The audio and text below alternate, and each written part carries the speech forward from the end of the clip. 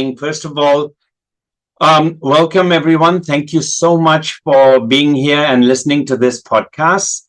My name is Raju. I am the CEO of EHP, which is Enhancing Human Potential. Our company has colleagues in different parts of the world. For example, we have a director in Thailand and we have a director in Dubai. And our aim is to help people grow and develop themselves so that they can achieve more professional heights in their careers, as well as making their lives a lot better through various skills like communication, interpersonal skills, negotiation, influencing skills, etc.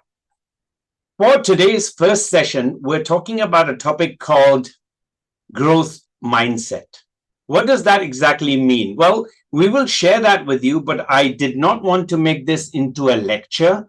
So that's why I have invited one of my esteemed clients, YuChiao, who is sitting with us right now. And I'm going to pass the ball over to YuChiao so that she can give us a little introduction of who you are, why are you here, why are you helping Raju to do this? And then we can kick off by you asking your questions, which you have planned on that topic of growth mindset. All right. So all over to you, YuChiao. Hi, wonderful. Hi, hello, wonderful listeners. I'm YuChiao from Siemens Taiwan, currently heading territory sales channel at Digital Industries. And today I feel very privileged and honored to be part of this heartfelt project, Mastering the Human Skills. Raju, yes, I used to be his client, but now to me, he has become a friend. His teaching, his training has inspired me a lot. And it is my gratitude in action today, paying it forward to make career journeys a bit smoother. So please join me in welcoming the inspired Raju.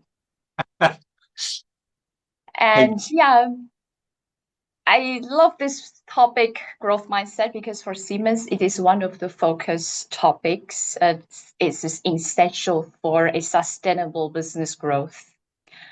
So I would like to, maybe can you share with us, what do you think, what it means to have growth mindset? As we also know, okay, the contrary word would be fixed mindset. Yeah. Right.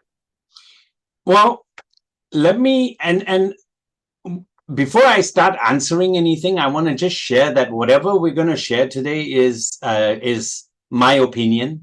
It is in no way trying to say that, oh, my answer is correct and the other answers are wrong. It's just my opinion of what I feel.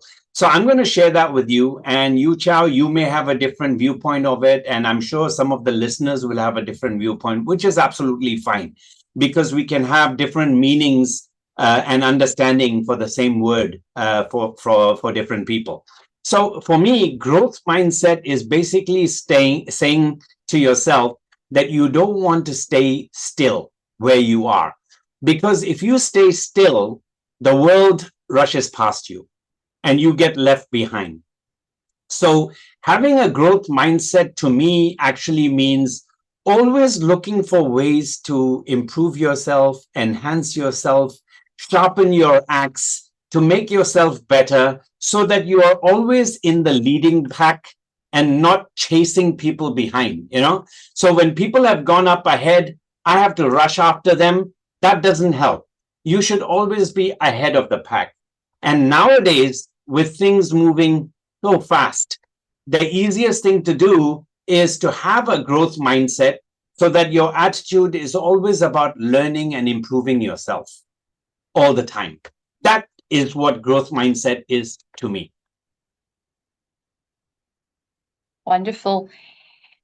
In this context, from what you have just shared, in Mandarin, the words, the characters for destiny consists of two characters, and one character, if you split it, then it symbolizes the words you speak.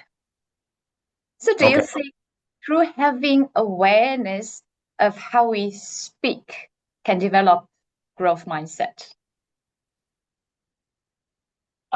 Yes, in a nutshell, I would say yes. Now, obviously, I don't know how to write Chinese, so I don't know the character. But since you mentioned that the Chinese character for destiny actually relates to the words that you speak that can affect you. There's so many stories outside. There's so many words and lectures outside that you will hear words like manifestation. Manifestation is all about what are you looking for, and you want to manifest that, right? So manifesting is all about, people say it's all about the thought process. I don't believe it's only thought process. I believe it's also about the words you speak, because you can think positive, but if you're speaking negative to people, it doesn't make sense. It doesn't connect. It is not going to manifest. If I want to become rich and I keep telling myself, I can't, it's so difficult, I can't do this, you're never going to get rich. So your mind, your body, your soul, your thoughts all have to be in sync with each other. So I believe the words that you speak have a very, very strong impact on how your life is going to move. And I know you and I are going to be doing another podcast very soon, which is going to be about effective communication. So we will be able to cover more about the words you speak, how you speak them. But right now, because we're talking about growth mindset, let's look at it as words that we speak to ourselves inside our head, rather than just speaking outside, because that makes an effect as well. I hope that answers the question. Yes, yeah, absolutely. Because in the past, I used to always state, I can do this. Yeah. And I realized, because people also share a lot about the power of yet. Okay. It's not that I cannot do that, but it's just I'm not there yet. So it also kicks off a learning process that you foresee you will be able to do it. Yeah. Right. So this is amazing. Right. I've also found that there's a lot of people who keep saying the right words. Yes, I can do it. I can do it. I can do it. But in their mind, there's that big doubt, and they don't believe they can. So again, that and the words are not connecting, which is why they don't see success as quickly or as powerfully as they would like to see it. So everything is about the sync, being able to sync it together. Yeah, absolutely. Yeah. Because you already mentioned about, okay, how we think, how our brain works. This reminds me, okay, I had several tough years, challenging years in my career. And during that years, I get to learn about brain's plasticity. That means neuroscience. Right. So I got to learn that we can rewire our thinking, our brain, our thoughts, our thought process. So how do you think knowing more about neuroplasticity or neuroscience can help develop growth mindset? I won't answer specifically on neuroscience or plasticity, but I will say that having more information always is helpful. It's like, you're going into a battlefield and you have one gun with 6 bullets, is never enough. So you're always going to pack extra bullets, extra ammunition, because you never know when you're going to use it. So additional information just arms you better. It makes you more ready. It also builds your internal confidence, because if I know I have ammunition, I am confident. If I keep thinking about, oh, I might run out of ammunition, then my confidence is gone, right? So if I'm going to think about a change of some sort, for example, I say, I want to lose weight. All right, I want to lose weight for myself. Now, if I'm going to say that, I need to ensure that I actually follow through with the actions that are going to help me change. So the brain actually functions that way. You keep saying you want to do this, and then yet you keep eating all the wrong kinds of food. Obviously, it's not going to work, right? So we want to be able to make sure that the brain functions according to the actions that you're doing. Earlier, we were talking about words. We're now moving into actions, right? Because actions are what are going to follow. So if I need to run 5 miles, I need to run 5 miles. But I can't just keep telling myself I need to run 5 miles. I actually have to action it and do it. And that's the only thing that's going to help me actually achieve the objectives that I want to achieve. Yeah. Does that make sense? Yes. Good. And I'd like to echo what you just said. I used to be a person, okay, my brain in the past worked in this way. 3 steps whenever I encounter a problem. Firstly, classification. Is it negative or positive? Secondly, emotion comes in. If it's negative, I feel bad, I feel worried, anxiety. And thirdly, maybe I would never come to that step because I feel so anxious or worried about the problem, to problem solving. So I got aware of this, and then I learned, put into action to skip the first and second step. Yep. I don't classify this positive or negative, and no emotion. I just take this as a learning opportunity. And okay, what is the solution? I don't need to be perfect. Exactly. I learn from that and then move on. So you would also, this confidence, the word you use, I felt much more confident in front of problems. Right. I don't want to run away anymore. I'm not afraid anymore. I just stay firm. And you just mentioned the magic word there. We don't have to classify them as positive or negative.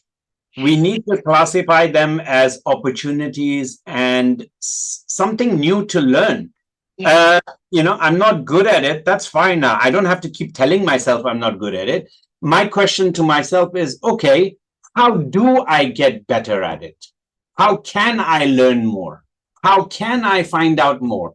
And that goes back to the neuroscience that you were talking about. The plasticity of the brain is learning to be able to adapt and function accordingly, as long as I'm willing to say, hey, that's a new opportunity for me. Let me learn it.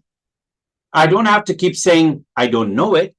I just say, I want to learn it. So it's changing the words. And as you can see, while we are talking, we talked about mental state. We're talking about the actions that we use. We earlier talked about the words you speak. But again, what am I saying to myself? I'm not saying it's negative or positive. I'm saying to myself, it's an opportunity to learn.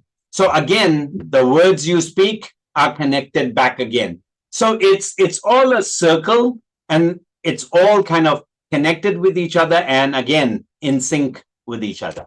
So it all makes sense. Wonderful. Yes. You just mentioned positive and negative, and I think we can put it into another 2 words, success and failure. Yes. How do you I think people with fixed mindset and people with growth mindset will define these 2 terms or experience differently. Yes, they will. So? Yes, definitely. People, in fact, I don't specifically answer questions about success or failure, because it's a very relative term. Because what is success for you may not be success for me. What is success for me, for you, that might be only a failure. That's not even success. So it's a very relative term, right? Mm-hmm. Instead of that, I think we need to start focusing on things like, how much do I want to improve? What do I want to improve in? What do I want to achieve from it? I think that is more. So having your objectives clearly defined, I think, makes a big difference. Terming it as success or failure, because what is success today, tomorrow will be deemed as not successful enough, because things around us are moving. I mean, Very simply, if you just look at technology, nowadays, and you are in that business, so you should be able to answer that better than anyone else. Technology is moving so fast that what we used to feel was a success 10 years ago, nowadays, that's not considered success. That's like an average thing. That's just something that you should be doing anyway. It's a given. So it's not considered successful. Now you need to go one step higher or one step higher or one step higher in order to be deemed as successful. But again, success is only determined by you yourself. So you need to define what success means to you and go about it according to that. Mm-hmm. Yeah, beautifully said. Thank you. And for, success, I think most of the people would love success. No one wants failure. But I think if you want to have a growth mindset, you need to be having the courage to encounter failure or mistake or error. Yeah. But from where can we gain courage to welcome, to embrace failure, mistakes? Yeah, I think nobody, well, no, let me rephrase that. I think most people cannot embrace failure. But people can embrace mistakes because we're human. And humans do make mistakes. As long as we're willing to get up and try again and learn from that mistake and change it around and do it differently this time, we will be heading towards what we term as success, right? But if you look at just the word failure itself, I think most people, no matter how confident they are, failure is not a term that they're willing to, accept. Agree. People don't like that word. It's just so negative. So it really gets you off. So to answer your question, how can we do it? Very simple. And I think I've mentioned this to you before in one of our previous sessions, is practice, practice, practice is the only way we're ever going to get better and better and better, right? Whether it's with our relationships, whether it's with the choice of words, whether it's with our anger management, whether it's with our frustrations, whether it's with our impatience, no matter what you talk about, the more you do it, the better you're going to get at it, right? As long as you're trying it out differently. If you're going to do it the same way as you did the first 10 times, the end result will always be the same. Yes. Yeah. So, I mean, if we're going to, and I've seen people do that, they do the same thing again and again and again, and then they get frustrated. Why is it not working? I'm going like, but you haven't changed anything. You're still doing it the same way. And if you keep doing it the same way, you are going to get the same result. So you've got to tweak it, change it, move it around a bit. Ideally, get opinions, get feedback, get suggestions, options from people, and try those out. The more you do that, you're willing to listen to people, you're willing to accept ideas and try out different things, your confidence and the courage automatically increases. Right? I like that.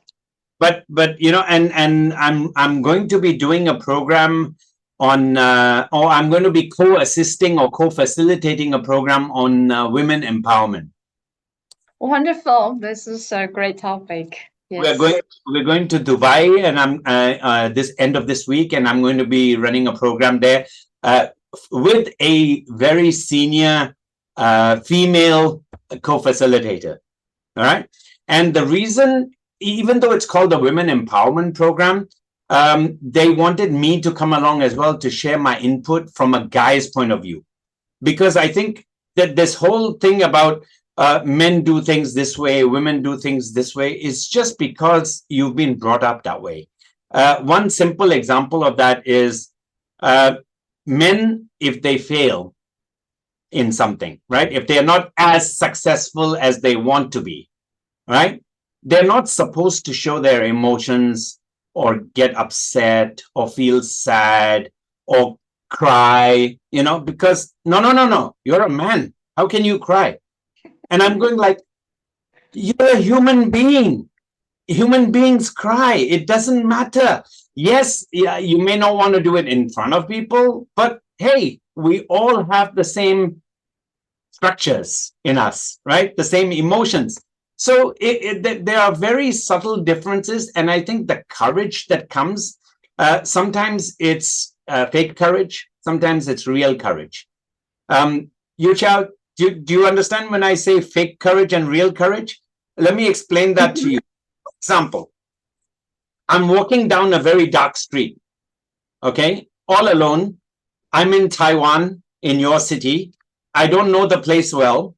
And I step out of my hotel and I go for a walk and I get lost coming back to the hotel. And it's very dark, no lights in that particular area or street. I am scared. Of course, being a guy or not doesn't matter. I am scared, right? Yes. You know what guys tend to do at that time? They start whistling. Okay, no, I know. And pretend that, hey, I'm not afraid of anything. Yeah, I'm not worried. I'm not. This is what we do. This is how we've been trained, I guess, or brought up or whatever. But does it mean we're not afraid? Of course not. It's just that we are faking the courage. And to a certain extent, I remember in one of the Dale Carnegie classes that we used to do, we found that when you start faking it, sometimes it can actually lead to it becoming real. So you're faking that you're not afraid, and you actually become brave, right? But it doesn't mean that every time you fake it, you're going to succeed, right? So it's just understanding the different structures, body that we have, the mindset that we have. And that's why the growth mindset is so important, because you really want to be able to continue to absorb and learn in order to get better and better and better. And remember to practice, practice, practice. I sound like a broken record, but hey, some of these things actually do work. Yes. Wow. There's been a lot of insightful sharing. So maybe for our listeners, can you please, because you've touched upon so many aspects, so can you please maybe summarize the key tips how to cultivate growth mindset? Yeah. Growth mindset, if I had to summarize, I would say always have the hunger to improve. Mm-hmm. And in order to improve, you need to be willing to change. If you're not willing to change, nothing's going to happen, right? Now, once you are willing to change, you look at things as an opportunity rather than, oh, it's hard or it's difficult or it's failure or it's success. You don't look at those terminology. That terminology is not helpful. So all you do is say, all right, I want to grow. In order to grow, I have to change. I have to try something new. If I'm willing to try something new, I need to look at what are my key objectives for finding that something new. Now, whether I go and get advice from people, whether I just go and try a few times, those are the various approaches. Some people have the luxury of having people around them that will give good advice, and they can do that. If you don't have the luxury of that, then it's trial and error. You keep trying until you get it right. Just remember, whenever you're trying it again and again, you must try it slightly different each time. Makes So, sense. in a nutshell, that's what change and what growth mindset is all about. I think, my opinion. Yeah. Does that make sense? Yes. I like those aspects a lot. So now we have this aspects, how we can cultivate. So maybe it's a good idea that we also do some self-reflection. So how do we know, how do I know if I have a fixed mindset or a growth mindset? Okay, that's a very difficult question to answer because everyone, first of all, you need to admit to yourself. If you're not honest with yourself, then no matter what people will say to you, you're not going to accept it. So that's a big challenge already. That's a big kind of a bridge or stone wall, you know. So if you find that you are habitually doing the same thing again and again, for example, on my weekends, I don't like to go out. Okay. I would rather go to my nearest coffee shop, sit there and have my ice black coffee, ice Americano, and just for an hour and then go back up to the house.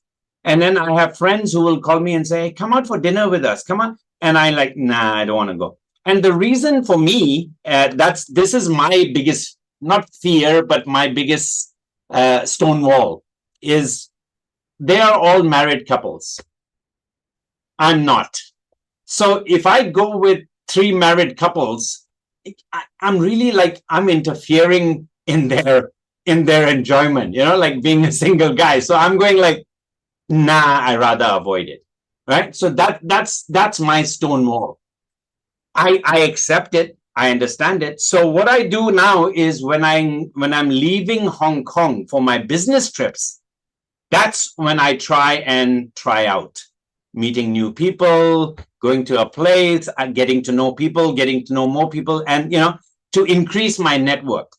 In Hong Kong, because it's all the same, and the ones that I know are the ones that I know, getting to meet new people, again, over a weekend doesn't make sense because it's family time, and I don't want to encroach on other people's family time, right? So that is a change that I need to make for myself, but I have come to accept that. I know I have to, so I have to think of actions. Now, for me, step 1 has been when I leave Hong Kong, I can try. I'm still not comfortable doing it in Hong Kong itself, but outside Hong Kong, I'm willing to, because everyone is a stranger, and that's fine. Right? So, you know, the growth mentality or growth mindset is also sometimes stopped by our ego. Absolutely. Right? And in my case, this is what I was getting to, is my ego. Is what if people see me, they'll say, oh, come on, you're 60-something-year-old. What are you trying to do? Make new friends now? And I'm going like, okay, I don't want to face that kind of, but when I'm outside, when I go to Singapore or Malaysia or Philippines, or I don't know anyone. So everyone is a stranger, and hey, it's okay. So my ego still blocks it, you know, and even though I train all this stuff, but we are all human beings, so we all have the same kind of issues. Yes. Thank you for sharing this example. Yes, very valuable. And now I have, okay, because we are talking about individuals, maybe we could then zoom out looking at organization, because I think to nurture, to foster growth mindset, I think a appropriate reward system would be very important. So very often we see that organizations reward results. Right. Do you think this is an appropriate system? I know I'm going to get myself in a lot of trouble with a lot of corporates by answering this question, but here goes. Is it appropriate? Maybe. Is it the best way? No, I don't think so. I think that's the better way of answering it. It's not the best approach, because if you only reward results, but at the same time you don't provide the support system for people to grow and learn, then it becomes challenging. right? So even if they want to bring you the results, they can't. And it's not because they don't want to, it's they can't. So we need to be able to build that infrastructure to help them have that support system to be able to improve and learn and change and make all those wow factors, in order for us. And then, yes, by all means, rewarding. Unfortunately, this is the thing. I find the world has sometimes gone from one extreme to the other extreme. All right. And I will end this portion off because I think we're at our 30 minutes of podcast. So I know I'm going to give you another. If you have one final question, we'll let you do that as well. But I do want to answer this in this way. In the olden days, when I was going to school, all right, if you came, like you joined the sports day, you come first, second, or third, you get rewarded, right?